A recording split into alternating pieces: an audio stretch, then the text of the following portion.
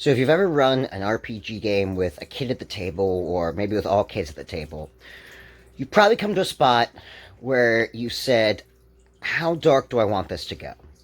What content do I want the kids to be allowed to bring to the table? What content do I want to bring to the table that is going to be fun and exciting and engaging, but not disturbing or scarring or cause nightmares or cause you to get any phone calls from parents asking you what the heck's going on?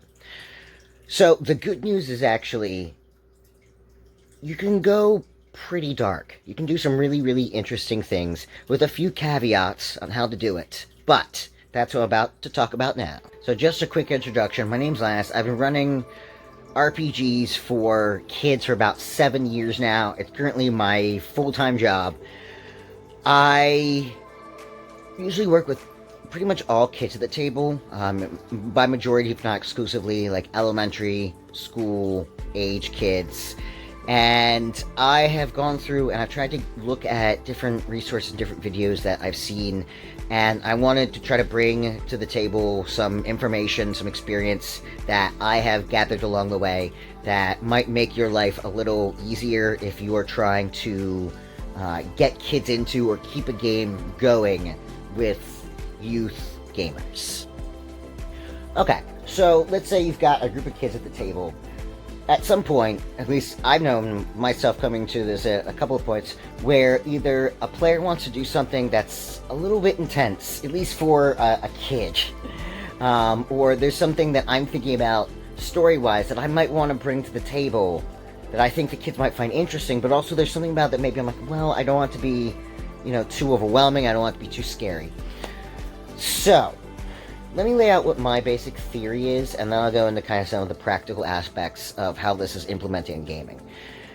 My basic theory around how dark is too dark is I think back to when I was a kid, and I think back to some of the games that I played with my brother, and some of the stories that we would tell that, when we knew there were adults around, we keep it pretty PG, but, if we didn't think any adults were listening, sometimes we'd come up with some pretty kind of intense stories, like what happens next? Maybe he dies, maybe this guy explodes, maybe a giant octopus drops out of the sky and sucks his face off. And as I grew up, I thought that was just maybe us, maybe we were just weird. However, when I started working with young people, I started noticing a lot of that as well, like when they kind of thought adults weren't listening or weren't paying attention, people would die, things would explode, and the story would get a little intense. And I started being a little worried. I'm like, should I be stopping this? What's going on here?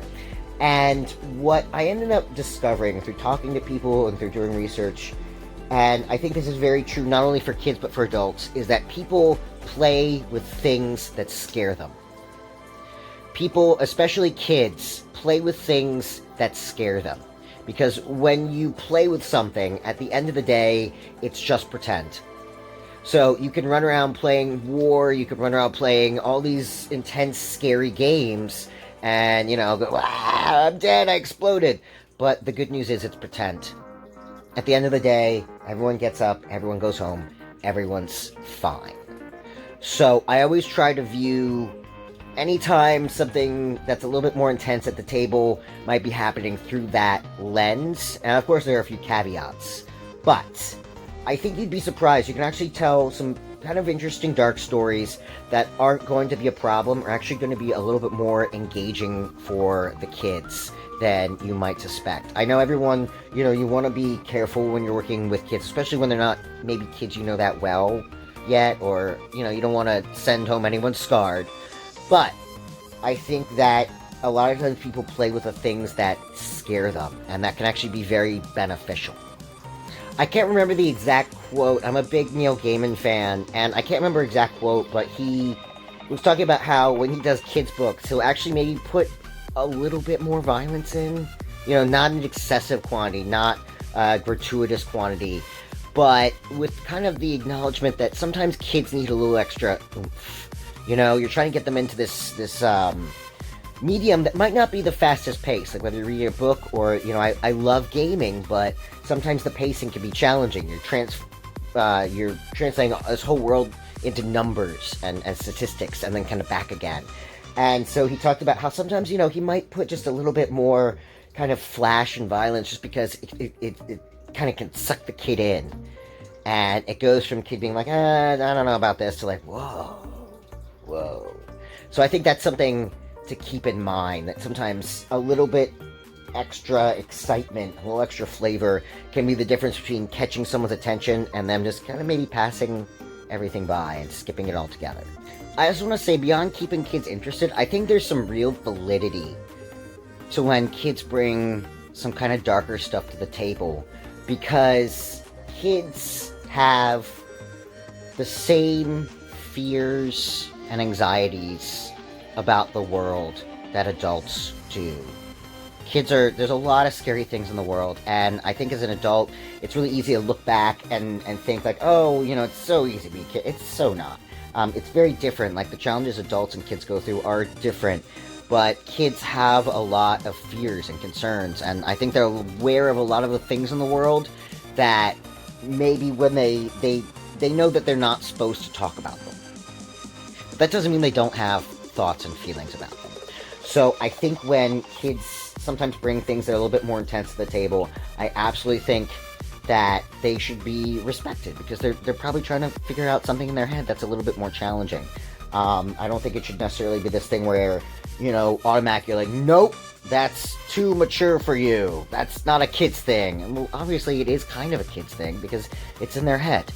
So I think looking at where people are coming from, sometimes kids will also bring stuff to the table just to be a little bit edgy. And so that's something maybe to think about. But I absolutely think that if youth players are bringing stuff that's a little bit more challenging, they should be respected and validated for having feelings that, they're trying to work through, they're trying to process, they're trying to understand, they're trying to grow. All right, so I wanted to kind of wrap things up first by citing a few examples of things that were maybe a little bit kind of intense and maybe a little bit dark and scary, but I think they played out really well at the table. And then I also wanted to talk a little bit about how to tell if things are going too far and what to do if that happens. Something I'd like to cite an example that's a little bit sort of macabre, but has actually been, I think, really fun and popular is Adventure Survival. Is like a game I run with kids that I built in an elementary school, and that in of itself has a sort of a de-emphasis on violence. But a recurring theme in the game actually is that more than once, the kids, the players, have met the god of death. And they've actually gone on missions for her, not like killing people, but in some way kind of going out in the world. And people seem to really love it. Kids can, at first they're like, death! And they're like, yeah, no, it's cool, you get to meet death. It's awesome. Another example, I think, that happened very recently, and this is actually in a Dungeons & Dragons game that I run for a group of 10-year-olds. And what happened was, one of the characters, they fought some gnolls, and one of the characters decided they wanted to scare everyone, and so they were going to eat a piece of the gnoll. And that was meant to be sort of this intimidation factor, like, victory and battle. And they did that, and they started turning into a gnoll. I'd done some research that seemed pretty fair. And what ended up happening was these players were not a high enough level. They didn't have a healer. They didn't have anything that would do sort of restoration or lesser or greater restoration. They had burned their bridges, actually, with the magic shop owner in town. They did, however, through this other series of events, actually have a resurrection spell. And so, in that game, they decided the best option would actually be to kill the PC and then try to resurrect him and hope that he came back without sort of the gnoll contagion. And that worked out really well. It was a really, really fun game. Everybody was kind of on board with it. It was really exciting. People weren't exactly sure what was going to happen next. And everyone kind of got this story to go home.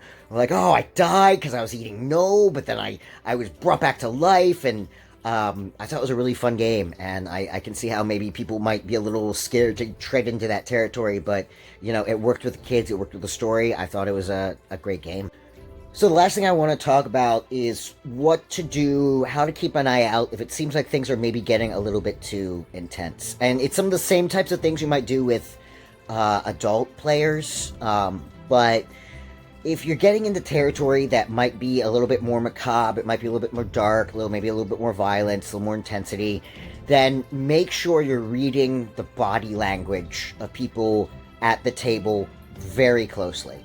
So when someone starts talking about something, if they're like, yeah, I was kidnapped by demons and my parents were killed by demons and then like I had to go through all the nine hells and like there's something that's kind of intense that maybe for you are like I think this is okay. This seems maybe a little bit more intense, but I'll let it go.